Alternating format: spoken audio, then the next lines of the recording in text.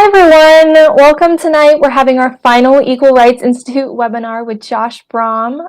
Please make sure as you're coming in to log on with social media and say where you're from. Let us know what's going on. Let us know right off the bat if you're having any audio problems. We want to make sure that you can hear us clearly the whole time, and post any questions that you have throughout the entire night in the chat role once you log in with social media. So I have a few quick announcements that we're going to jump into before we get started with our webinar, and some of them are just some quick reminders of things that you can sign up for. The first one is our SFLA HQ now has brand new material going on. So if you haven't been able to check it out or you haven't created an account yet, go on to studentsforlifehq.com. That link will be showing up in the chat here in a minute. So if you have any time here in the next couple days, go ahead and jump on and check out all of the cool things that we have available, the digital trainings and the resource library, which is my personal favorite part of the new additions to the website. As we're covering everything tonight, please don't be afraid to also include everything that you learn as a part of our talk campaign. So we're trying to get 250,000 conversations this year. And we've even started having digital conversations because of everything that's going on in the nation right now. So you can still log conversations and win prizes, especially for having those digital conversations. You can still win gift cards. And if you're the top school in your region, you can also win tickets to the March for Life and Summit this year, or you can have a scholarship for a fall speaker. So make sure that you log all of your conversations on talk at studentsforlifehq.com. That link will also be showing up in the chat here briefly. We also have our fellowship applications that are open right now, and they're open through May 1st. So if you haven't applied to one of our many fellowships, we have a brand new art fellowship as well. So make sure that you check those out, and that link will also be showing up in the chat. There's a fellowship for everybody, so please come and take part. And then our pillar team applications are also open, and they will be open through May as well. So please apply for one of our 5 pillar teams, and we'll be having interviews and taking applications up through May as well. Finally, don't forget to join our Facebook Live this week as a part of our 5-week training course. Thursday at 8 p.m., we will be having a Changing Minds online talk with Kristen Hawkins and Jay Watts. So please follow us on Facebook and turn on your notifications so that you know when we go live. And our Facebook information will be showing up in the chat as well. So tonight we have Josh Brahm from Equal Rights Institute on with us again for our last webinar. And the last time we had a webinar, in February, we were talking about faulty pro-life arguments. And he walked us through some arguments that we need to avoid when we're trying to have productive conversations with pro-choice people. And how we navigate these conversations, especially with respect and compassion, will determine whether or not we can change somebody's heart on the big things, on the big disagreements between pro-life and pro-choicers. One of the biggest concerns in the pro-choice community that's come up a lot lately is the health and safety of women, particularly for Roe v. Wade, as it's coming up on being reversed here sometime in the near future. So tonight we're going to be addressing what it looks like and how to respond to concerns about women being prosecuted for abortions. So thank you so much, Josh, for joining us. It's great to be on. Thanks again for having me, Mary. It's just always good to be doing these webinars with you. And we've got more people on for this topic than I think we've ever had for one of these webinars. So that's really cool. We're glad to have all of you here. This is a complicated topic, as you can imagine, and it's one that comes up, as you said, Mary, it comes up a lot. And I feel like pro-life people could do a lot better job responding to this. And obviously this comes up a lot because I think pro-choice people are very concerned about, now that Kavanaugh is on the court, it seems that there is a pro-life majority. I don't think that means that abortion could get overturned as quickly as most people think, but this kind of thought of like, what is it that pro-lifers want? What is the goal, the real goal of the pro-life movement? And those are really reasonable questions. And so I'm going to be talking tonight about 5 mistakes that I think that pro-life people tend to make when talking about this. I'm going to try to add some nuance to this topic. And ultimately, I'll just kind of offer the way that I answer this question. And then we're going to do a Q&A at the end. So I'm going to get right into it. Mistake number 1 that I think pro-life people often make on this question is simply refusing to answer it. There's a viral video that I saw, and I've talked about this before, that was taken of Eric Scheidler's pro-life group was doing like a picket, and this pro-choice person walked up with a phone camera, and he basically just started asking all these pro-life protesters kind of a series of questions about whether they thought abortion should be against the law, and pretty much all of them said yes. And then he'd ask, well, what do you think should happen if a woman tried to get an illegal abortion? And basically, they didn't know what to say. And they fumbled and kind of had all kinds of very random responses, but answers that generally didn't make a lot of sense. Answers like, well, I think nothing should happen to her because I just think that we need to pray for her, like things like that. And he was asking, I think, legitimate questions like, well, what are the other laws that get passed where there are no legal consequences? And there's this, and basically in the end, none of these people had thought about this question. And the pro-choice person, I think, was reasonably annoyed or confused at like, how have you not thought about this before? And so we ought to be thinking about this. And this is a fair question. And it's a fair question that we should be willing to answer. So don't refuse to answer this. Hopefully after tonight, you won't ever have to do that. But then there's a second mistake you want to avoid. And I'm going to spend a decent bit of time on this one. That mistake would be having an overly simplistic understanding of moral culpability. Having an overly simplistic understanding of moral culpability. And so this is where I want to bring a lot of, hopefully some nuance, because this question and the reason why it's more complicated than a lot of people think has to do with moral culpability. But one of the interesting ways that pro-life people can accidentally be confusing to pro-choice people when we have these conversations happens when we do something that pro-life people tend to call trotting out a toddler. If we're comparing an argument for abortion to killing a toddler to try to show that maybe the difference between us is not that we disagree about something like poverty or that rape is this really, really horrible thing. It might be that we disagree about the moral nature of the unborn. We all agree it's wrong to kill toddlers for this reason. Maybe the reason we differ on abortion is because pro-life people think that the unborn is a valuable person, and pro-choice people tend to not think that. It's not their only argument. It's not the only reason why they're pro-choice. And that would be overly simplistic, but it's usually one of their core views. And so there's a really interesting confusion that can happen when pro-life people trot at a toddler, which is that it might imply, if you're not careful, to the pro-choice person, that you actually think that a woman having an abortion is just like a woman who strangles a toddler to death. Like if you imagine a woman who is not out of her mind, like a woman who just in a fit of rage strangled a toddler to death. It can sound to pro-choice people like pro-life people think that's what's going on when women have abortions. Like that's what's going on for the woman psychologically and emotionally.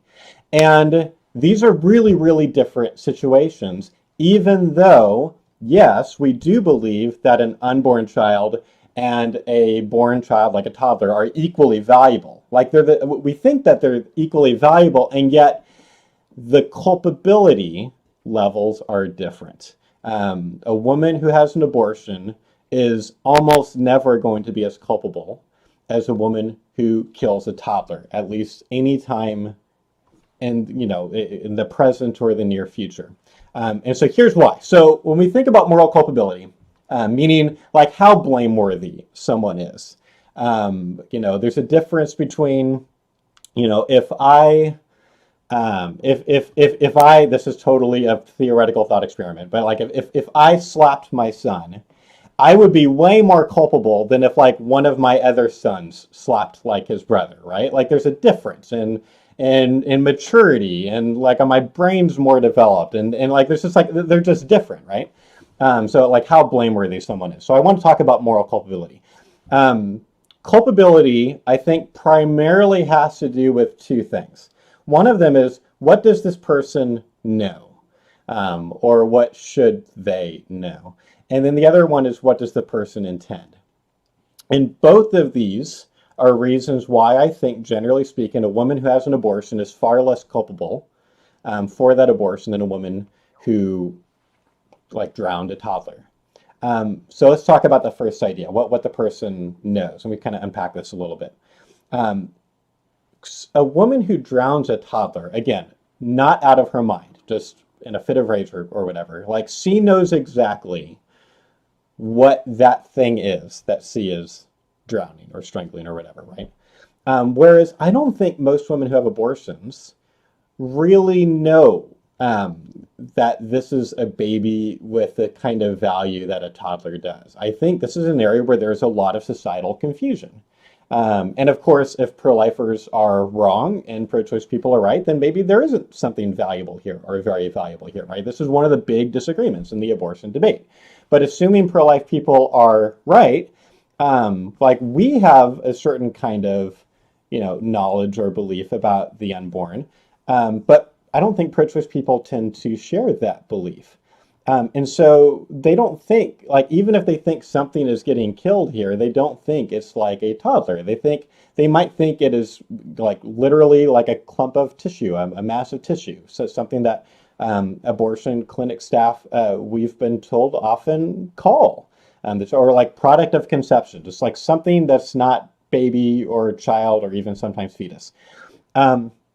So they probably don't know the same thing about the victim in abortion that they would a victim in like killing a toddler. But then there's also intent. A woman drowning a toddler intends to kill this child. And I think a lot of women who have abortions aren't intending to kill anything. They are intending to get out of a really, really tough situation. They're intending to become unpregnant. And again, they don't think they're killing something, not something of value because of what they know. So you see how the culpability here is really different. So let me try to show a couple of illustrations that might kind of help with this. I wanted to kind of visually show this.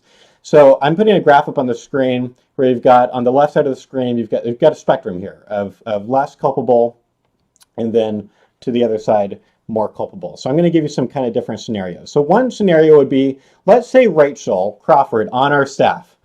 She's a pro-life, philosopher, writer.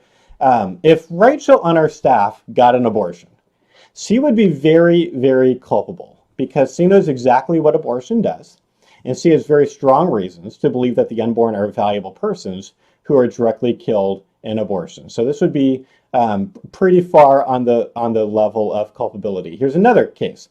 Someone who's like an actual abortion practitioner. We believe that abortion practitioners are very, very culpable because we believe that in their medical training, they learn enough about fetal development, and they also know enough from the experience of performing abortions.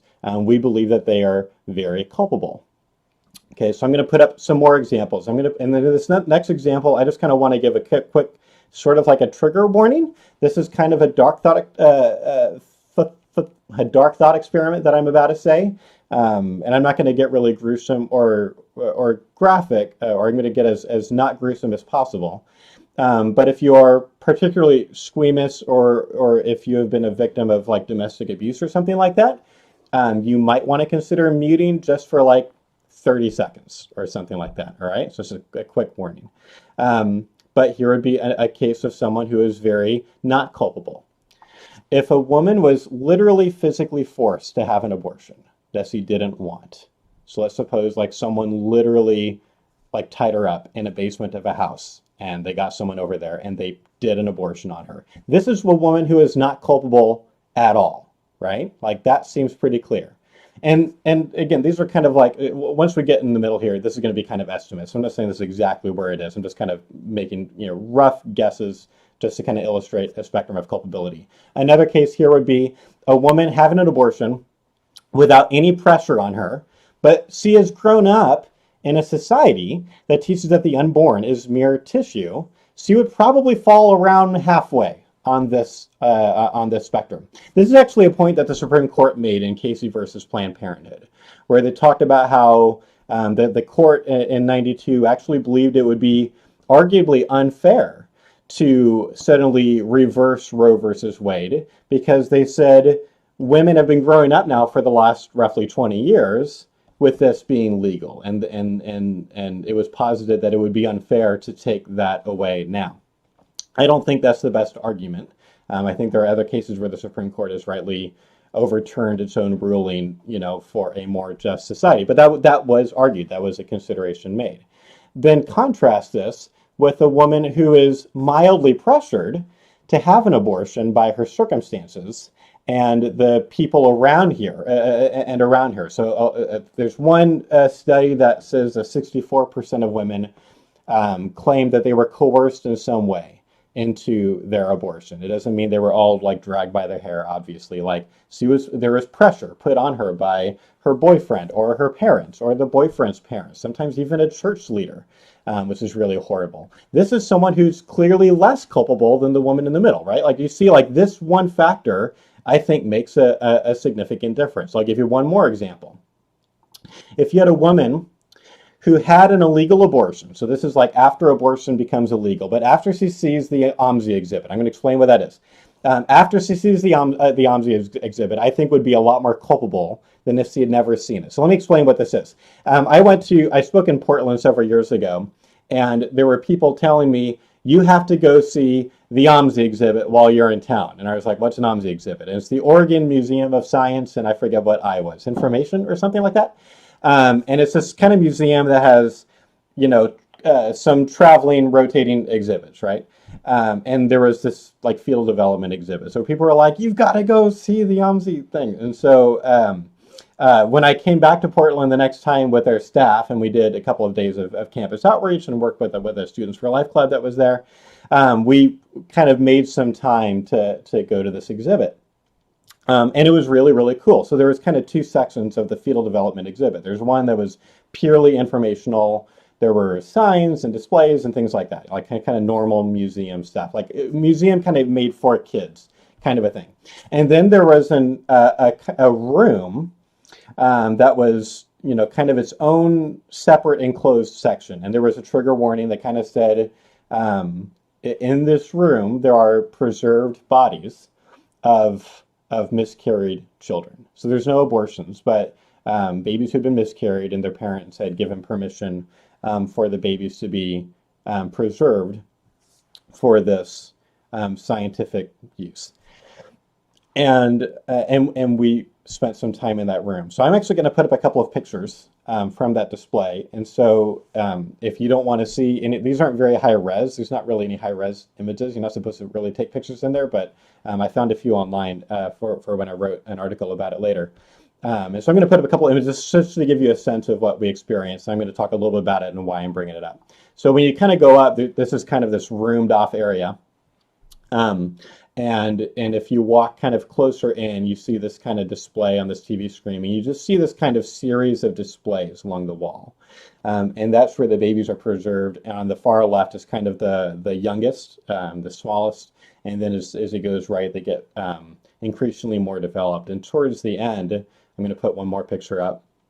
The babies are incredibly are incredibly developed. They're later stage in pregnancy. This is even later than most abortions happen.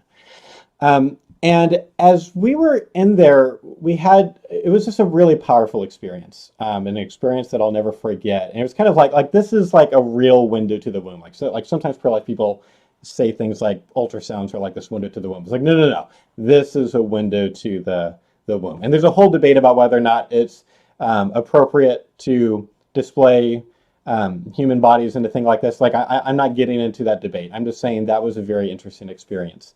And so my point here on culpability is that I think if someone saw that display after abortion was illegal, I feel like they would know a lot more about what is going on in the womb and would become therefore more culpable than if they hadn't. That's my point on moral culpability. And so again, the mistake here is a lot of times people, I think pro-life people have this kind of overly simplistic understanding of this, and then we make oversimplistic responses where like we're making a claim that women who kill toddlers are just like women who have abortions. And I've seen this like in a lot of like really bad Facebook comments, and sometimes like pro-lifers drive me kind of crazy. on Facebook and Twitter and YouTube and all the places. And sometimes they're doing things like this. They're just very disrespectful and very unnuanced. All right, mistake number 3. Saying that women are always totally innocent victims of abortion. So let me go kind of on the other side of this. This is kind of an area where I feel like we differ a little bit. A lot of times pro-lifers will basically say things like women are just as much a victim of abortion as the child. There's even pro-life signs that you'll see, like the March for Life. It's like abortion always has these two victims. And sometimes people talk about them as being like equal victims. So here's the common ground. Yes, women have been taken advantage of by abortion workers, sometimes who withheld information about all of her options or persuaded her toward an abortion to meet their quota, according to people who've come out of the abortion industry. And there even have been cases, according to several women, of situations where before the abortion began, she was kind of at the last minute saying she doesn't want to have an abortion, and they refused to stop. So, okay, those women have been very much victimized. There are also the women who have been coerced into an abortion. As I said, they are less culpable, and depending on the severity of the coercion, their ability to find somewhere else to live, etc., like all of these different things are going to be a reflection, it's going to affect their level of culpability. Having said all that, acting like Planned Parenthood is the only causal link to the abortion, I think, overcompensates. It's certainly more palatable. Obviously, we all feel better. Just kind of let's not even think about a woman being culpable at all, because it's just it's a lot more politically correct. Or I feel a little bit nervous. Like I'm just biting the bullet here and saying that the problem when we act like women are 100% victims of every single abortion, I think it actually implies that we don't believe that women have agency. It implies that we don't think like women have free will. I think it almost plays into like a pro-choice or like some pro-choice people's caricature of what pro-life people actually think. That it's like all of these men who just think that like women are lesser than them and they need to be taken care of and they need to stay in the kitchen barefoot breastfeeding twins, this kind of ridiculous caricature that's not the view of the vast majority of pro-life people. But notice if you act like, well, it's like she didn't, she had no idea what was going on. It's like she walked in there. A lot of women paid for their abortion. There are a lot of women they weren't coerced. And I don't think that we should act like they're 100% off the hook, or else that's where it just starts being very confusing to pro-choice people. What do you mean that C doesn't have anything to do with what happened here? I think it also would go against this idea that women are complete victims. I think that goes against a lot of respected post-abortive recovery programs. And I've seen some of the curriculums that are used for this. And they are encouraging women to take ownership, as much ownership as is appropriate of their abortion decision. And to find, pretty much all of these are religious at this point, so they're encouraging them to find healing in Christ. But they're not encouraging women to just blame everybody else who is around them for everything. It's to take ownership for whatever is appropriate for you to take ownership with. And so I think we ought to be careful and nuanced in the way that we talk about this. Mistake number 4, acting like everybody should get the same charge. This might be the most common mistake pro-life people make. So Trump famously made this mistake or was an example of this. And regardless of whether you like Trump or you hate Trump or whatever, regardless, it's pretty clear, everyone I think basically agrees, he screwed up in this kind of famous debate moment before the 2016 election when he was asked basically this question, what do you think should happen if abortion became illegal? What do you think should happen to women who then choose to have an abortion? And he basically said they should all get, and then he said a number of years.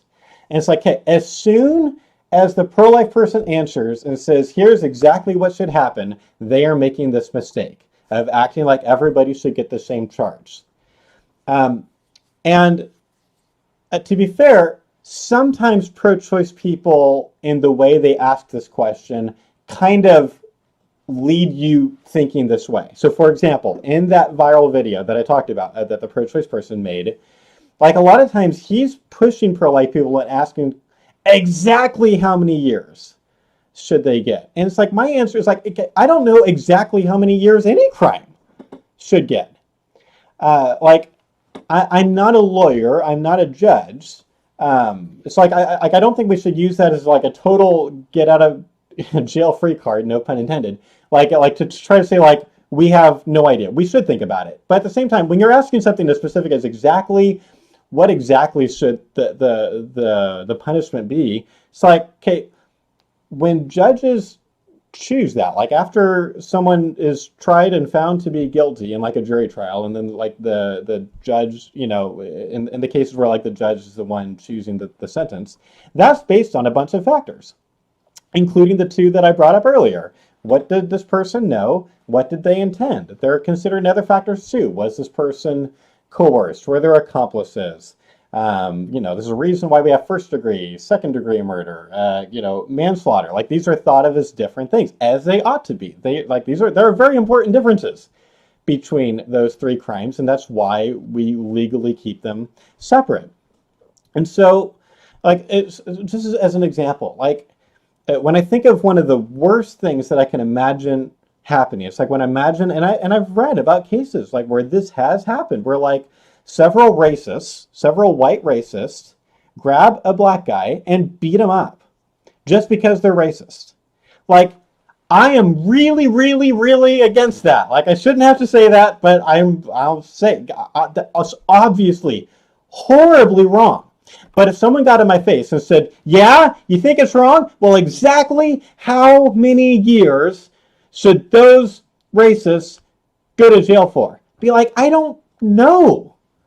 Like in this situation, I think they definitely should go to jail for some time, but like exactly how many years, like I don't know. That would depend on factors, and that's basically the case in just about any crime. I'm opposed to minimum sentencing guidelines, right? Kind of says like no matter what the judge thinks, no matter what the factors are in this like drug case, someone has to get this minimum sentence. Like I'm opposed to that. I would and you, a lot of you watching probably disagree with me, and it's okay. We can still have common ground on other areas. This is or beat me up in the chat, whatever. It's fine. I'm personally opposed to that. I'm more with people who typically are on the left side of politics on this topic, because I think judges should be given some leeway here. Just like there's a spectrum here of cases where just some people are far more culpable than others, and I kind of want judges to have that latitude to try to do as close to the right, just thing in every single situation as they can. And so, in the law, perpetrators of a given crime aren't all given the same punishment.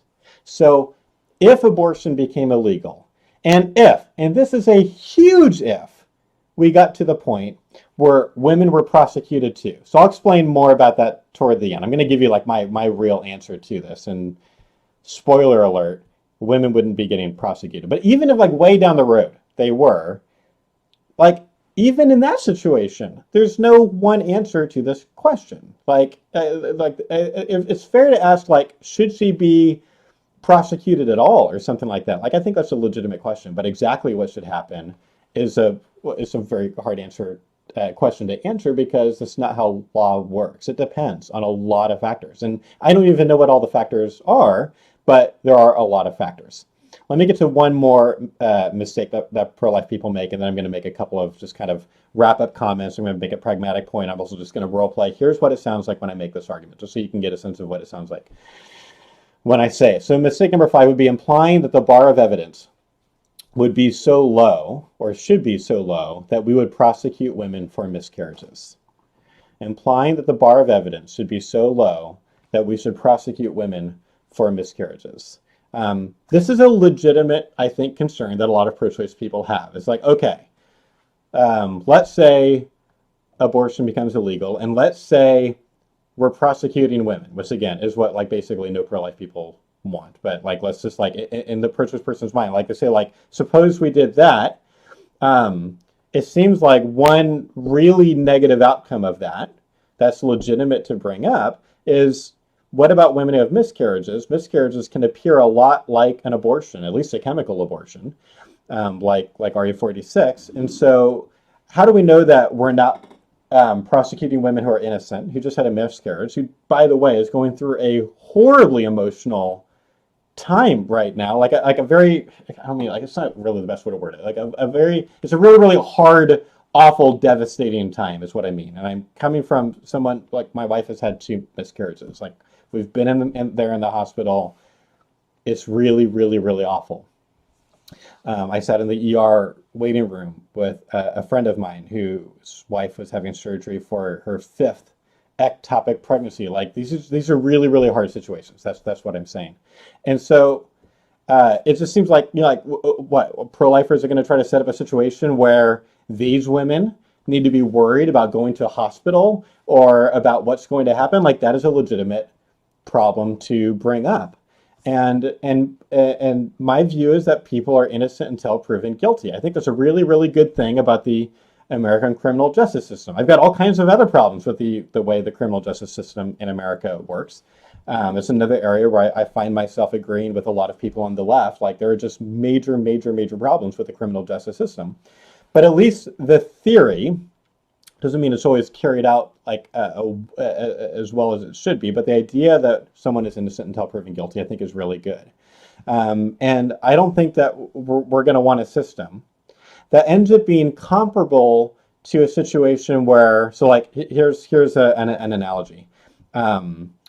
When sometimes in like certain parts of the country or certain cities where police will sometimes randomly, and I say randomly with air quotes, stopping people of different races with no real justification. If they're just stopping African American people or people who are Hispanic, and like they're just like they're looking for something to like nail them on, but they didn't have a real reason to stop them, I'm really opposed to that. That's, in my view, that's wrong. If you've got like a legitimate reason to suspect a person, if a crime just happened and there's a description about what the suspect was wearing and all that stuff, and then someone matches that, regardless of, yeah, okay, fine. But I'm not talking about that. I'm talking about situations, and this has been documented, this has happened, where it's just like police are just like, they're stopping every black person that they drive by. That's not okay. And what I don't want in any even distant future situation is a situation that's like analogous to that, where we are investigating every single woman who has a miscarriage. Like we want to find a better solution to that. And I think the area in here where I don't have a really defined answer yet is, it's like a thought experiment. Here's a way that you can push me really hard, and at some point I kind of throw up my hands and say, I don't know. It's like, what do you do if the quote unquote miscarriage rate skyrockets after abortion becomes illegal? And we've got evidence that basically some kind of chemical abortion is being sold all over the place under the black market, and they and these women appear to just be having miscarriages. Should at some point something change? Maybe, but I don't know, and I remain very concerned with the idea of doing investing anything like even a questioning of a woman who has just recently experienced miscarriage. And so it might be that we would just have to hope for the best and not do anything there. Like, that's a legitimate option there. Having said all that, let me get practical for a second. As far as I know, there are only 2 women in the entire history of the United States that have ever been prosecuted for an abortion before Roe versus Wade. That was something that I saw in a book that Americans United for Life and Rehumanize put together. They had a citation for that. Like, before Roe versus Wade, women weren't being thrown in jail.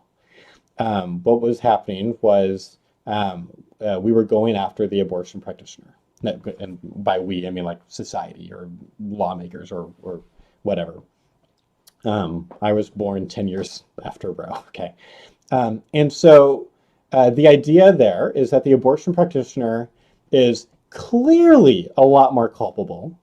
This is someone who, one, knows what they're doing. And let me give one example of that. And this is going to be, this is, to make this example, I'm going to have to paraphrase a grisly quote from an abortion practitioner. So again, trigger warning, mute me for 15 seconds if you don't want to hear a specific quote from an abortion practitioner. But this is an example of to defend the idea that abortion practitioners know what they're doing.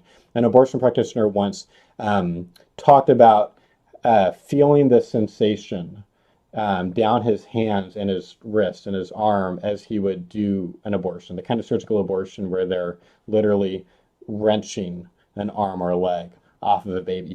He actually described that as feeling like an electric current down his hand. Okay, you can't tell me that's a person who has no idea what he or she is doing. And so, one, the abortion practitioner is more culpable, and two, they're also the bigger fish. Like if you think about this from like a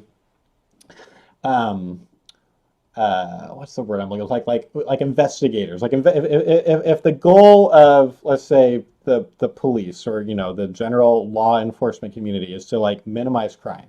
So think about like drugs. If like there are cases where a cop might see someone like selling an illegal drug on the corner, like on a street corner, and they might talk to that person, and they might offer him a deal right then and there, and just say like, look, if you tell us who your distributor is, or whoever is like hired you for this or whatever, then we'll just let you go. And they do that even if the person's breaking a law, regardless of whether it should be against the law. Again, not trying to get into every single hot topic issue tonight, but just saying like if he's breaking the law, they'll let him go because it's smarter to go after like the higher up you go up that chain, you can exponentially decrease in theory the level of crime happening. And so there's something like that here. Don't go after the one person who bought an illegal abortion. Go after the person doing a lot of illegal abortions. And I believe that's exactly what would happen if abortion became illegal, let's say in a year, which it's not. I really, really don't think abortion is going to become illegal in a year because the Supreme Court doesn't move that fast. It's complicated.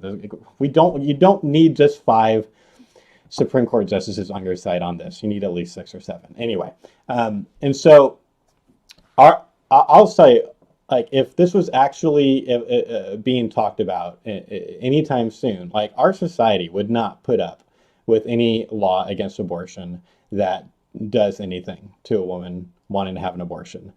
Frankly, most of the professional pro-life movement wouldn't put up with it. And I mean like pro-life organizations will not support a law that attempts to prosecute a woman having an abortion. This was something that actually got really frustrating about exactly a year ago. When all those heartbeat laws were coming out of all these states, all these laws that were basically like not going to do anything. They were purely symbolic gestures, sort of flipping off the Supreme Court and tried to goad them into taking up an abortion case. Maybe if you get enough states to declare that abortion is wrong, then the Supreme Court will do that. And it didn't work, and predictably, they all got overturned very, very, very quickly. But like in that case, there was something very frustrating going on from the pro-choice side, where there were a lot of memes, very, very deceptive memes coming out, basically saying, Alabama wants to put women in jail for having abortions. When of all the, I feel like there were 8 or 9 heartbeat laws. We've got an article on this. I can find the link, or maybe Mary will find the link in our archives. It's like heartbeat laws, what you need to know, or the facts, or something like that. But like we did research on this. I literally paid a guy to read carefully every single, like the text of the law. And all but one of them had very specifically said, no, women would not, we wouldn't go after the woman. There was one state that it didn't say the opposite. It didn't say we would go after women. It just didn't say anything about it. That was Georgia. Georgia was the only case where like they didn't say anything. There was case law to suggest that nothing would happen if it had passed and stayed on the books. But every other state had explicitly, including Alabama, said nothing would happen to the woman. And yet you had all these memes and all these people saying this is what pro-lifers are like. Literally, the laws say they're going to try to prosecute women, and literally, very literally, the laws didn't say that.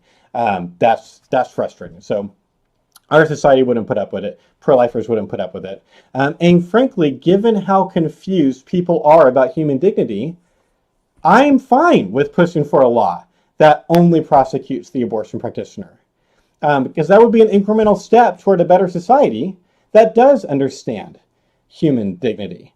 Like, if abortion became illegal, and of course at that point, it's okay. If Roe gets overturned, that does not make abortion illegal. Then it goes back to the states. And you've got some states that have already set up to keep abortion legal, like California.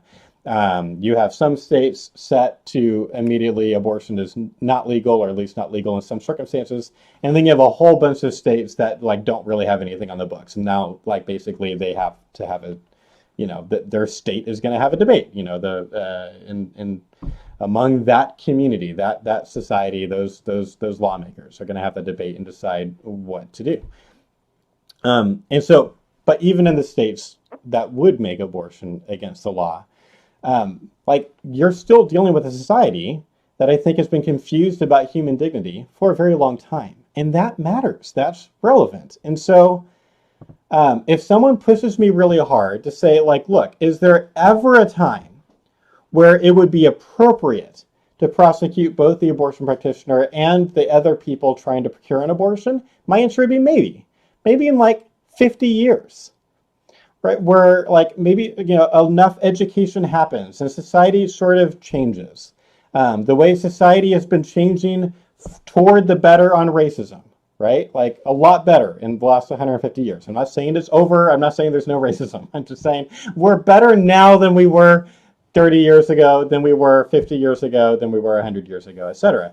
And so hopefully that would happen on this case, where enough conversations would happen and more people would have a better understanding of like the philosophical reasons why it makes the most sense to believe that there's not a big moral difference between the unborn and a child, and conversations about bodily autonomy and all the other parts of the abortion debate. And maybe at some point, then there's a whole lot more majority on it, and maybe things can change then. But that doesn't happen anytime soon. So here's how I answer the question. I was kind of end with this, and then get ready to transition to Q&A. But if a purchase person asks me the question, I'm going to say something like this.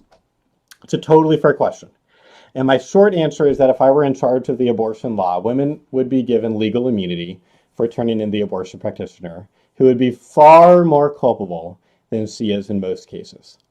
And my longer answer, if you want it, is that this is more complicated than most pro-life people think.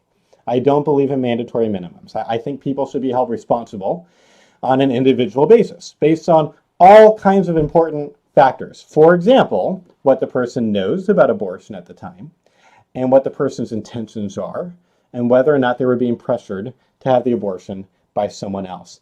Given how uninformed many people are about fetal development, they are far less culpable for abortion than a doctor or someone who has studied it. That could change as our society changes. Maybe in 50 years, a society could treat killing an unborn child similarly to killing a toddler, but we're nowhere close to that now. All right, that's how I would respond to this question. We're going to jump to Q&A in a second. As usual, I want to make a really quick offer for you guys at Equal Rights Institute, where we're trying to help pro-life people to be less weird and more persuasive and have more good conversations with their pro-choice friends. We've created a dialogue tips and apologetics, or like a pro-life apologetics online course. We really created this with Students for Life clubs in mind. So for those of you who are part of a Students for Life club, or getting ready to be in a Students for Life club, which I'd highly recommend, this course was really designed for you, and it just happens to be that a lot of other individuals happen to take it. But we're in coronavirus time. This is a great time to get trained up and get ready to have good conversations. And we're teaching you how to have those good conversations in a way that's not combative and is not obnoxious and is not making bad philosophical arguments or just being obnoxious. And some pro-life people can be kind of obnoxious. So we're trying to teach you a better way. And we're offering a discount on that, a 25% off discount for this next week. This ends at the end of April 5th, basically. But if you go to equipcourse.com, and you buy the course at any membership level, we'll give you 25% off if you use the coupon code SFLA webinar. And then hopefully that would help you continue your journey as a pro-life advocate. Okay, let's keep that short and sweet. Mary, I'm bringing you back on. Let's take some questions. I'm assuming we probably have some questions. Yeah, we have just a few. Can you hear me? I can. Great. Okay, so I had one question that I thought was really interesting. They asked, what is the best way to approach the subject of punishment with a woman who is post-abortive and they bring it up? This person says that they recently were speaking with a woman whose mother was post-abortive, and she brought up the question, if you really think that it is murder, then my mom should be in prison, and kind of went on like that. So, like, how would you answer a question to somebody who is post-abortive? Yeah, great question. So the first thing I would say is, well, I might not say this first. Here's the thing I want to just tell you. I might not make this point to this person, or at least I might not make it first, but I want to say it while I'm thinking about it. I don't think that pro-life people should use the word murder when we talk about abortion, because I think technically it's not. Unless you're coming from some kind of like a theological definition of murder. Like Christians can say like, well, God would consider it murder or something like it's murder in God's eyes. I don't know. I'm talking about like words mean things. And in America, the word murder means something very specific. It means an illegal killing of one human against another human. And so the pro-life person, by using the word murder, is actually begging the question, which is an informal logical fallacy. They are assuming their position to be true to even make that, because if the unborn is not human, then it wouldn't be murder anyway. Secondly, it's not currently murder because it's legal. And so I think we should use more accurate words like killing. I think basically everyone can agree that something gets killed in an abortion. Whether or not that's right or wrong is the debate. So I might make that point to the person. I think the first thing I would want to say is I'm so sorry about what happened with your mom. I hope that she's doing okay. I know that some women have experienced a lot of regret and guilt and shame after that. I hope she's doing okay. And if you're interested in resources where people can find healing from that, I know some resources I'd be happy to give you to pass on to your mom when you feel like the time is right. Secondly, it's a really, really good question. Here's where I'm coming from. I actually think it makes total sense that you would ask that question, because it kind of sounds like pro-life people are saying that having an abortion is just like killing a toddler. And I want you to understand that's a very understandable mistake, but it is a mistake. I actually think there's a very, very big difference between what your mom did and what a woman would do if she like literally killed her toddler, where that's someone who knows exactly what they're doing and is probably intending to kill an innocent child. And I don't think that describes your mom. I don't know a lot about her situation, but if she is like the vast majority of women who have abortions, that doesn't describe her mindset or her intentions at all. And so, no, I don't think, and I think if the law were to change, then what I would be advocating for is that we put the abortion practitioner in jail. I absolutely do think we should do that, and we can talk about that if you disagree. But I wouldn't be advocating for a law where women are thrown into jail or something like that. Like, it's just not my view, and it's not the view of any pro-life organization that I'm aware of. Okay, and then awesome. I'll probably talk about the word murder too. By the way, I don't think that word is an appropriate word for pro-life people to use. This is kind of nitpicky. I'm getting closer to Stannis on Game of Thrones, who's like the fewer grammar distinction. But I actually think it's a really important distinction. Pro-life people should be careful about that. Awesome. So we have another question that I also think was really interesting. They asked about like relating this kind of to slavery. They said if we said that a slave owner was not held like culpable because the culture lied to them and they didn't actually believe that slaves were humans, wouldn't that cause moral indignation? So why is that different from abortion? Yeah, that's a great question. So I think it's not totally analogous, because I believe that slave owners were more culpable, because I think just on sight, a black person, like the idea that they would see this person, this very functional person with emotions and desires and abilities and all the things that, can consciousness and self-awareness and all these things, Like, obviously, I can't go in a time machine and put myself directly in the shoes of someone like this. I kind of wish I could. I would like to interview that person and really understand what was going on for them. But I believe that they were, but my current view is they were more culpable. And however, if my history is right, like we ultimately did an even more controversial thing when slavery ended than not prosecuting them for like the fact that they held slaves in the past. We actually bought them off.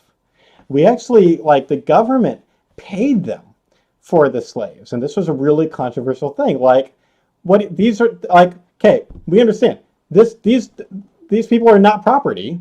Like they shouldn't have ever been considered property. Why are we paying them off?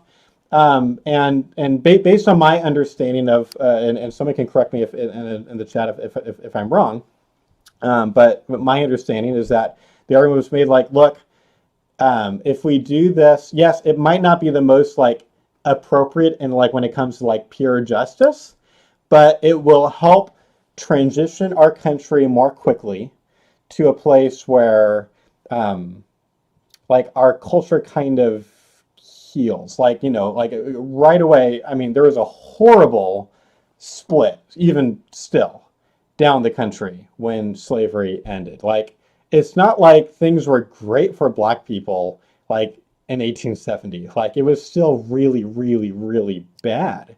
And so it wasn't even a fully successful attempt, but that was still kind of the idea, was to try to make it an easier transition, basically, for everybody.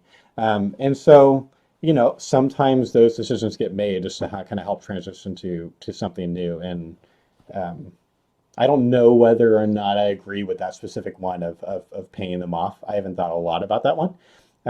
But just understand, like factually, like sometimes we're going to make calls like that to try to like transition to what situation should we be in now, and how do we kind of bring our culture, you know, our together. Okay, cool. So you were also talking about how like you think in 50 years things might be a little different. Someone was asking if you could kind of expound on what you were talking about, like what you're kind of foreseeing the shift to be in our society as we head Yeah. down the road. Yeah, and this isn't even a prediction. Like this is more like an aspiration, a hope, you know, for what would happen. So like if you think of, so let's go back to the racism example. What I mean is, again, racism is still a thing today. Don't quote me on a context.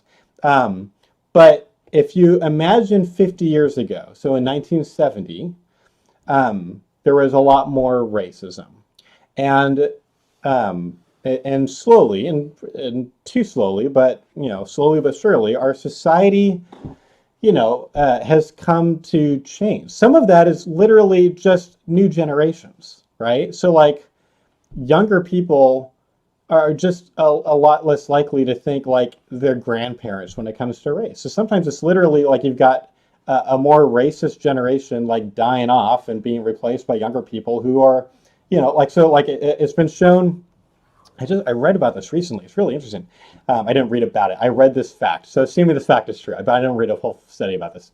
But like supposedly kids who like go to public school at a very young age in like in a mixed race kind of classroom environment are far less likely to have racist leanings when they grow up. Like just that important kind of mixing together and hanging out. So like my two youngest sons go to a STEM school at like 20 minutes away. They get bused there. And it's a really, really awesome, like just like science technology, like school. It's like built for my middle son, William, who's just, like, that's the way he thinks. He's going to like totally be like an architect or something like that. He can already draw like far better than me. It's ridiculous. Like he totally belongs in a STEM school. But almost all the kids that go to the STEM school, it's hilarious. When we take them to the bus, it's almost all Indian kids. And it's just like really cute. They have all these Indian friends and they love them and weird around people from India. Like, and that's like a really good thing, right? And so all that being said, like we're different now than we were 50 years ago. And that change happens slowly but surely. And we can try to figure out how to speed up that process. but it's going to happen. And so my aspiration here would be if abortion became illegal, like for some people, I don't know how many people, but for some people, the law is a moral guide. And so for some people, they would certainly follow the law. And people who are in the middle might actually shift the way that they think just purely by the fact that the law has changed. I don't think, by the way, that that's a sophisticated way to think about morality. It's just like based on what the law is. It's called legal positivism. It's not a very good view. But I'm just saying there are some people that do think like that, and so that's relevant. And it's not like pro-lifers like me are going to stop talking about it. We're going to still want to keep on engaging with people who are pro-choice and having the conversations. And I think most people change their mind in like not even one conversation. It's in a series of conversations. So I've got a whole talk on relational apologetics and trying to encourage pro-life and pro-choice people to not be so divided, but to become friends with each other and have conversations with each other, like at Starbucks or whatever. And if pro-choice people are right, then my hope is that pro-life people, as a result, will change their mind, because truth matters. And if pro-life people are right, then hopefully the pro-choice people will change their mind, right? But like, take the time. Like, for both sides, our views about abortion are connected to a lot of very deeply held worldview beliefs. And so we shouldn't expect most people to change their mind in one conversation. Like, it happens, but it's pretty rare. It's going to be a series. It might be years of conversations, and that's okay. But my thought here is, if I do what I hope to do, which is convince a few million pro-lifers to have pro-choice friends, like true, authentic friendship, not just like pragmatically to like win notches on our belt or whatever, like real friends outside of our like demographic comfort zone. And our society starts changing, and people keep on I just feel like, generally speaking, if people are open-minded and rational and trying to believe what is true and not just the view that they grew up with or the group view that their parents had about politics, about religion, etc., then I feel like slowly truth should win. Like, if we can try to think about these topics as rationally as possible, and being outside of confirmation bias. Like, this is why I'm going to say something that's going to take off some people watching, but it's okay. And we don't have to get into this real deep. I'm saying, I have been kind of annoyed with some of my conservative friends lately about the coronavirus thing. Because it's like a lot of them are in confirmation bias land. They are just listening to either what Trump says or what Rush Limbaugh says or whatever their favorite pundit is, Ben Shapiro or whoever. And then saying things that are kind of silly because they're not listening to what the experts, like the scientists, the epidemiologists, the doctors are saying. And that's frustrating. The gap is closing. More and more people are kind of on the same page now, but still not everyone, which is amazing to me. And so that's the kind of thing. If our culture could become out of confirmation bias land, and we're listening to what both sides have to say. Here's a very practical example. I need to do a Facebook post about this. I've been reading an email newsletter. There's not even a website, I don't think. Or it's certainly not there's no podcast or anything, but it's the thing, if you can find it, called Tangle. And it's this guy, I don't know who he is, but he writes a daily email, or it's 4 days a week, that's meant to help people understand what both sides of politics are saying about that day's news. There's a lot about coronavirus lately. And I've been on it for a week, reading every single day. And they're 7 to 10 minute reads.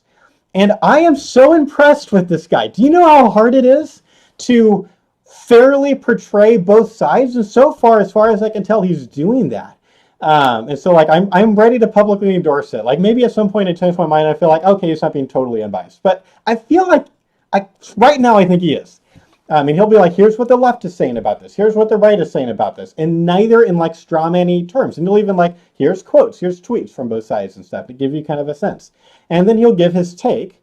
I think he's a centrist, or he might be a little bit center-left. But whatever. It's really helpful to me to get a chance to understand what is the left saying, what is the right saying, and try to come up with good views and listen a lot to the experts. So anyway. This is a long, rambly answer. If our society could do more of that, then my hope is that in 50 years, more people would believe whatever is true. So again, if I'm wrong about abortion and abortion became illegal, then my hope is that in 50 years, more pro-life people would have changed their minds and become pro-choice and abortion becomes legal again. Okay? If pro-lifers are right, then I hope that pro-choice people would come to, you know, see the light or whatever, and think well about equality of humans. And, you know, we continue, like at that point, I think a lot of the pro-life money can go towards like resources, like helping women who would find themselves wanting to have an abortion because they don't have a lot of resources. It's like, well, I'm so glad that the government is helping people right now who, you know, lost their jobs because of coronavirus. This is not a stimulus package. I need to not do this rant. Okay, I'm going to stop. It's not a stimulus Okay, package. okay, next question. Next question. Someone was asking that if you were to punish women right off the bat, do you think the pro-choice movement would be more likely to defeat the pro-life movement as soon as they get the chance to make abortion legal again? So, meaning if pro-abortion justices were to be appointed within the next decade or so, would they like do less of a bridge builder approach in the pro-choice community than you're advocating for right now? I'm not sure if I understand the question, so I'm going to rephrase what I hear you asking, and you correct whatever I got wrong. Okay, great. What I hear you asking is if abortion became against the law, and somehow they were actually prosecuting women, would this make it like more likely that the law would change back sooner than later? Yes, I believe that's what they're asking. Yes. Okay. Yes, I do think that. I think the law would. I think it would be like prohibition. There's a really good like 3 or 4 part Netflix documentary series about prohibition, where in the early 1900s alcohol became illegal for a very short period of time, and part of what happened there was the law moved too fast for culture, where the culture had generally come to agree that hard liquor had become a problem because it had just become a common thing for men who had these horrible factory jobs, would go to the bar after their job, and they would all get drunk, and then they'd go home, and they'd beat their wives, and sometimes their kids. It's really, really just like a horrible like trend that was basically going on. And so people were like, we need to do something about hard liquor. Then when the law actually like was drafted and passed, it also banned wine and beer. And everyone's like, wait a minute, we weren't for that.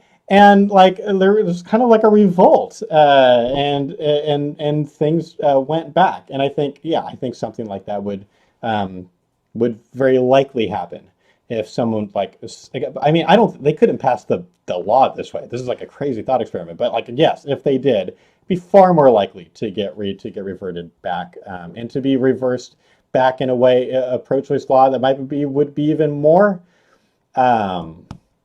let's say like supportive of abortion rights or something like that than before. Okay, great. We have another question that was asking kind of more of a generalized question over the whole topic, which is, would it be better to change the culture and society surrounding abortion before we try to change the law of abortion? This is such a good question. I love this question, and I've thought a lot about this. So different pro-life people disagree about this, and I've heard both arguments.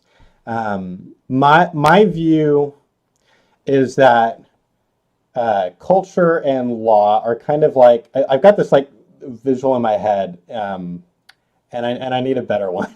But it's this idea of, it's like 2 like metal balls that are like connected with like a chain or a rope or something like that. And it's like what I'm trying to get is like this like idea of like a tug and a pull. But that like one can tug the other one, and then the other one tugs the other one, etc.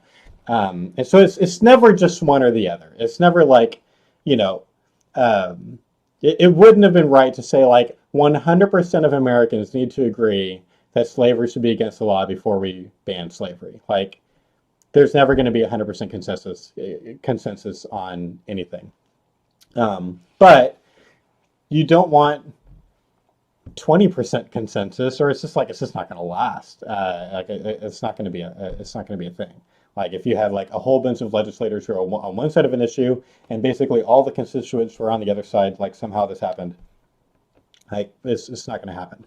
And so I suspect, pragmatically speaking, like if I have to actually predict that culture is going to need to change more on abortion before very strict abortion laws, like against abortion rights laws, happen. Because right now, the majority of the public thinks that abortion should be legal, at least in the first trimester. And so I think pro-lifers have their work cut out for them. Um, and so I suspect that's what's going to happen. Again, but like I'm also not a lobbyist. I'm not like it's not my area. And so there might be legal experts that would disagree with me on this. Certainly smart people can disagree about exactly how culture and laws should affect each other.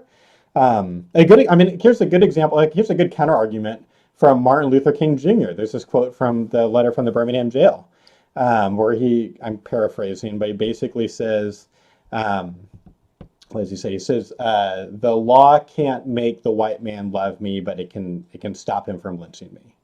Like he was basically arguing like the law needs to change sooner or later, and hopefully society will follow it. So there's like a counter argument, and I feel like there's just this kind of tug and pull that just inevitably happens as our society talks about it, and that seems like a good way for this to work.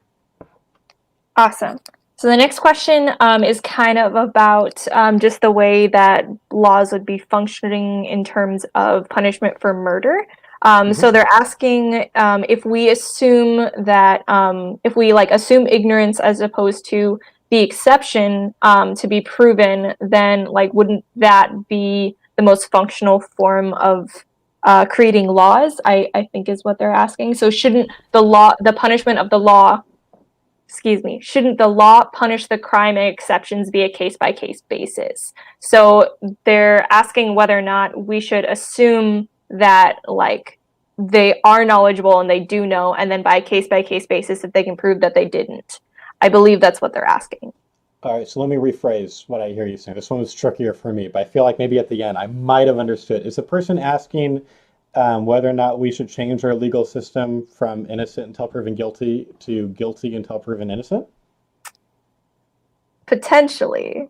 So it sounds like I'll just read it the way that it was written. Why Okay. is the standard do we assume ignorance as opposed to making that the exception to be proven, but the rule is all are punished for murder? Okay, so it's a little bit different. The idea of assuming ignorance as opposed, well, so it's hard to prove a negative. um, so when I talk about, I'm attempting to answer the question. I might still be misunderstanding it, but I'm going to answer what I hear the person asking, which is, I think like my view of like how our society is very confused right now about human dignity. I feel like that's pretty defendable based on polling on abortion, based on, our staff has cumulatively had, over 1,000 conversations on abortion with pro-choice people all over the country. And so again, I'm assuming for the sake of argument that my views about abortion are correct. I think it is true that our society is very confused, and it kind of makes sense. Like, again, I think an adult black man who was a slave is just like a far more obvious case of persons than the unborn. The unborn are not an obvious case of persons to most of our society and most philosophers even. And like that makes sense to me. Like there's reasons why the unborn are confusing to a lot of people. It doesn't make us wrong. It just makes like we're talking about a less clear case than, well, most cases of persons that philosophers talk about. And so, given that, it just seems reasonable to assume ignorance unless we have reason to believe otherwise. And part of that would also be because I really, really want to avoid any innocent people being found guilty of something. Like that's part of my problem with the criminal justice system. That's part of why I'm against capital punishment. Is I think we have a super flawed justice system.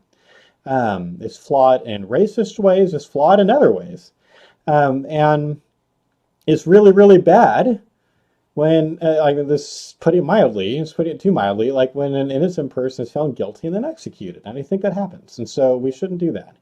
And we should try to fix the system. But like, better to take someone out of jail who should never have been in jail and release them than to find out too late after we've executed someone. Like that's where I'm coming from. I've watched a lot of these videos of like someone who's been in jail for like 5, 10, 15, 20 years, finally found innocent because of like DNA evidence or something like that. And like them crying as they finally get to leave the courtroom. It's like, it's devastating. That is devastating. And we don't want that. So I think I lean harder on the importance of not finding innocent people guilty than some conservative people. I remember there's this line from Andrew Breitbart's book. I forget what it was called, but I read it a long time ago. And he had this line about how people it's dumb when people say better that 1,000 guilty people go free than one innocent person go to jail. He's just like, no, mathematically, it's way better for the one innocent person to go to jail so we can make sure those 1,000 guilty people are in jail. And like, so like, he's just weighing it differently than I am. And maybe I'm wrong. I don't think I am, but it's at least possible. Okay, when you were talking about mistake number 4 that you referenced, this person commented that it reminds them of El Salvador's abortion law and how there were incidents where women who miscarried were charged with having an abortion. So, how specific do pro-life laws need to be to prevent such a situation from occurring? Yeah, that's a good question. And I don't know. There was a video that I saw about El Salvador's abortion situation. There's a video, it's a video put out by a media thing called Now This. That was basically like interviewing women who were in jail and it was, but I actually thought it was not a good video. I actually thought it was like legitimate propaganda because there were things that were false in it. It was not clear to me from that particular video that any women have been in jail because of miscarriages. If they were, that would be really, really, really wrong. We all agree that'd be really, really, really wrong. And so that's why I'm saying you need to have, you have to have a very like high bar of evidence. Like there has to be like real evidence against this person. It can't just be that a baby died. It would have to be something more than that. So like there was a woman who she actually went to jail for a little while and then she got released on appeal for feticide. She gave birth prematurely and dumped no, I think she put the baby in a toilet. It might have been a dumpster. I wrote an article about it. If you look up, on the archives, it's like it has Redditor in the title, like pro-choice Redditor exposes media bias or something like that. Anyway, it was about this case, and a lot of pro-choice people, I think, were saying some false things about this particular woman's case. Whereas, like, how do you know how do you know this wasn't just like a miscarriage? It's like, well, we actually had real evidence in that case. Like, she had sent text messages to her friend, basically saying that she had just done this and she'd done it on purpose. Like that's actual evidence. I think I think like the question for me, a big question that I don't have an answer to. What would the evidence be? So like, okay, if a woman was investigated, let's just say like the law was a very different law than what I'm proposing, and someone was investigated. Like if you could find, trace amounts of an abortion drug in her system, that feels like evidence. That would be like an example of something that feels like evidence against her. Or if she had text messages or something that was saying, she had just, a few days before gone to illegalabortionpills.com or whatever, like there's certain kinds of evidence you could at least find. I think the more interesting question is, would this investigation even happen? And again, I don't know how that investigation happens without being in this situation where anyone having a miscarriage is investigated. And then it's kind of like that society where like police are stopping all of the black people or something. Like I don't have an answer to that or an answer to like how like in a situation like that would be enforced in a way that at least I would be comfortable with. Maybe someone else has an idea, but I frankly don't. And it's not a dodge. It's like, here's exactly the problem. And I've been thinking about a lot for the last couple of weeks in prep for this webinar, and I still struggle. Definitely. Okay, the next question is in regarding religious views and faith, and whether this is a good question to bring in faith or religious views to answer it. Is the question, should pro-lifers bring up their religious views when they talk about abortion? Is that what the question is? The question is, this specific question, should women be prosecuted for having abortions? Can it be answered, or is it not a good idea to answer that with a religious or faith backing? I wouldn't answer it with a religious response for a few reasons. Okay, so let me start with the foundational why I don't tend to bring up religion in my discussions. It's because I don't need to bring in religion to argue that abortion is wrong. My argument is purely scientific and philosophical. I'm not like lying about it. If someone directly asks me if I'm a Christian, I'll say yes, but I'll also say like, notice that this has nothing to do with I haven't made any biblical arguments here. I'm not like quoting Bible verses to show why abortion is wrong. I could make a biblical case to a pro-choice Christian, but that's the only one I would make that case to. Like, why would I quote Bible verses to an atheist?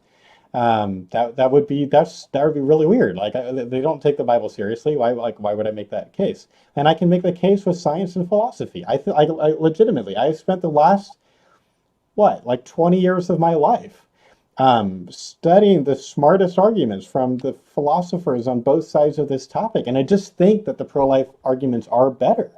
But there are really smart pro-choice philosophical arguments. It's not that all those arguments are dumb, but I just think ours are better, which is why I'm currently pro-life. So I don't tend to bring up religion because I don't find that to be very helpful in my conversations, unless I feel like the most important thing for us to talk about is religion, and that might happen occasionally, but it's a pretty specific situation. If the person I'm talking to wants to talk about abortion, I'm happy to just talk about abortion with that person. So I don't tend to, I wouldn't recommend pro-lifers are like bringing up religion out of the gate in their abortion conversations first. But like on this particular question, I think it would be extra, um, that might be too strong of a word. Inadvisable. It's extra inadvisable to try to make a religious argument for it, it seems to me, because the way that a lot of atheists think about like biblical moral law, I think a lot of atheists and frankly a lot of Christians are not very well read or have a good understanding of like Levitical law, because you have a lot of atheists that'll bring up like, here's this crazy law out of Leviticus. This is crazy, and according to you Christians, this should be the law of the land. And I'm like, one, I don't believe that America should be a theocracy, so no. But secondly, that's Levitical law, which is very, very different and applied to a very particular group of people at a very particular time in history and for reasons that don't apply to modern people living in America. And so just like given all the like confusion about like Levitical law, I think you're like asking for it. If you try to like bring in like here's what I think Jesus would want us to do about this. Like I just don't think it's going to be helpful to the person. I'm not saying like don't be a Christian. I'm not saying like hide your faith or something. I'm just saying like I'm trying to figure out when I'm talking to someone what is going to be helpful to them. And I just don't think this would be. Mm-hmm. Okay, the next question is, how do you think implementing pro-life laws targeting abortion will legally impact the fertility industry? Oh, that's a very, very good question. And here's just to kind of bring everyone on the same page. Here's why this is getting asked. So, like in vitro fertilization clinics, or fertility clinics where in vitro fertilization is done, in America, a lot of times when in vitro is done, a lot of embryos are created at the same time. And then, because the idea is to keep costs low. And then we'll implant, maybe 2 or 3 at a time and try to get a successful pregnancy as soon as possible. And then sometimes you've got these leftovers, which can they're usually kept, they're usually stored on ice and just kind of suspended animation. Because most infertile couples want to have more than one child, so they might come back later to get pregnant again, but they're going to pay like a monthly or yearly, like basically a rental fee for a little slot in a special kind of a freezer for that. They can also throw away the embryos, which I think is wrong. They can also cut up the embryos for parts, which is wrong. Again, assuming that I'm right about the nature of human embryos. And so if the abortion law changed and we basically said if and the grounding of the law was we now believe that all humans are valuable persons from the time they begin to exist as an organism, which would be fertilization, and we're going to treat them as much as we can like persons, then I do think that would necessarily affect fertility clinics. But I do not think it would necessarily have to shut them down. And this is an area where I differ from my Catholic friends. And so I'm just going to say this really quick. There's a very relevant and important theological discussion that can be had between Protestants and Catholics about the way that we ought to think about in vitro fertilization or any means of reproduction that is not natural. And while I don't agree with all of my Catholic friends on those arguments, to their credit, Catholics take this issue a lot more seriously than a lot of my Protestant friends. And I think we should take a lesson from them on that. And maybe Catholics are right and I'm wrong. I'm just saying there's a religious part of this thing that I'm tabling and I'm not commenting on. Just like specifically like kind of the quote unquote pro-life aspect of it, like the way that we think about how human embryos are treated. As a Protestant who is not personally opposed to other unnatural means of reproduction in theory or like on principle, I am okay with methods that are not creating a bunch of extra embryos to be possibly treated in a way that doesn't respect human dignity. So I've heard there's at least one country in Europe, I think it's Germany, doesn't make a bunch of leftover embryos. They're trying to be more cautious about that, about the way they treat embryos. And so I think it could be that fertility clinics would need to move to that. So that might make fertility treatments more expensive. But if pro-lifers are right, then a lot of embryos wouldn't be getting killed or used for research as a result. And I think that would be a I'm willing to bite the bullet and say I do think that would be the more appropriate thing, but I don't think that they would have to be shut down. So what do you think about women being prosecuted in cases of attempted abortion or planning an abortion? That's the next question. And in what situation? How do we? Is this a situation where the law is that we are prosecuting women who have abortions? I think so. Okay, so like what if in 50 years our society has changed and everyone understands about embryos and fetuses, and so at that point, like I'm like fleshing out the thought experiment that I think the questioner is asking just for clarity's sake. So now we not only prosecute abortion practitioners, but we've decided as a society to also prosecute men and women who try to get illegal abortions. And then the question would be, is someone who is, what's it called, like pressuring or involved? Like what was exactly the person's involvement? They did not specify. It's just a general, like, overarching question on like Just read the question again. Yeah. So if abortion were to become illegal, Right. what do you think about women who are prosecuted for attempting abortion? So maybe not actually doing it, but attempting abortion. Yeah. So if or planning like on doing her own abortion and failed or something like that. Yeah. Yes. If at that point, if we were prosecuting women who tried for trying to get illegal abortions, then I imagine we would do the same thing if they attempted and failed to kill their own child at home. The only, the argument against it that people would certainly debate in that situation before making that law would be, would making the law that way have this unintended negative consequence that we're just not willing to stomach, which is that would a woman who attempts an illegal abortion at home, let's say that she's in a situation where she's going through major blood loss or there's she's in danger medically, is she now less likely to go to the hospital and seek medical care? And an argument could at least be made that we shouldn't prosecute them if they just because we want them to go to the hospital. Like different people would end up on different sides of that debate, but that would then, I think, be the debate. Okay. Again, I don't think this is going to happen. Okay. I'm working with the thought experiment the person asked about. All right. Next question. I think this is the last question that we have. So do you think the law should be used, or the law is a tutor? So like creating a law would help people realize that abortion is wrong.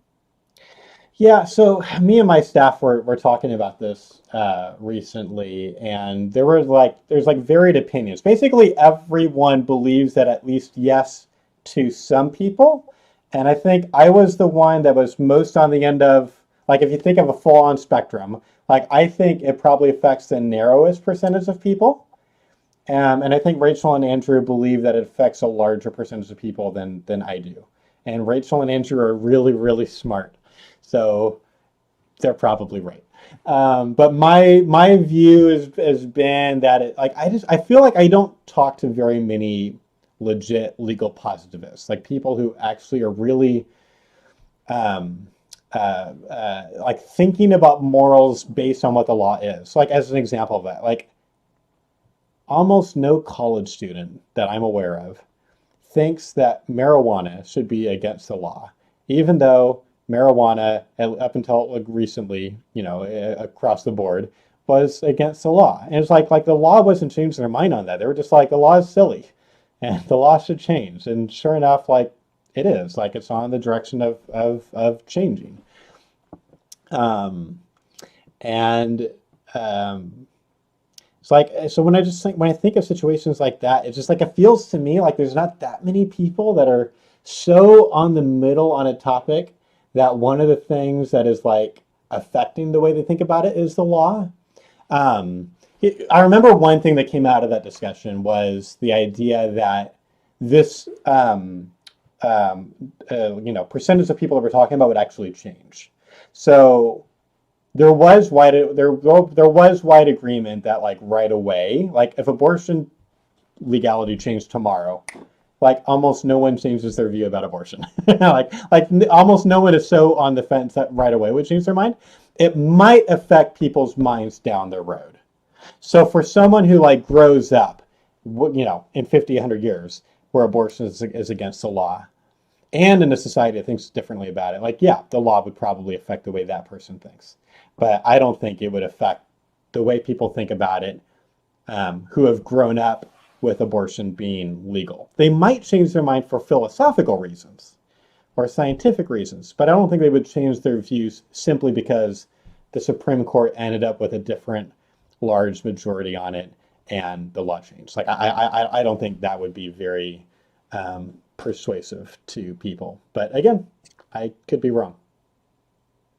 Awesome. Well, thank you so much for joining us tonight and for sharing that really awesome and interesting perspective.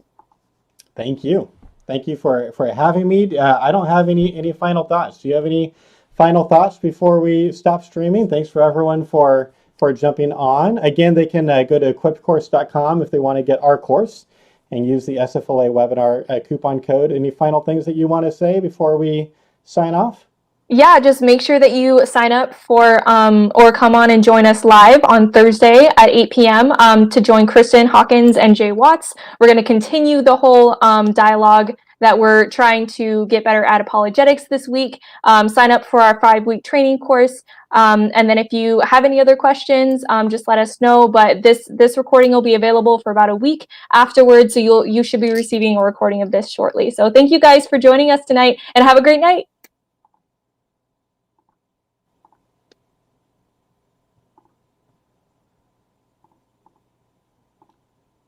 Ending the stream.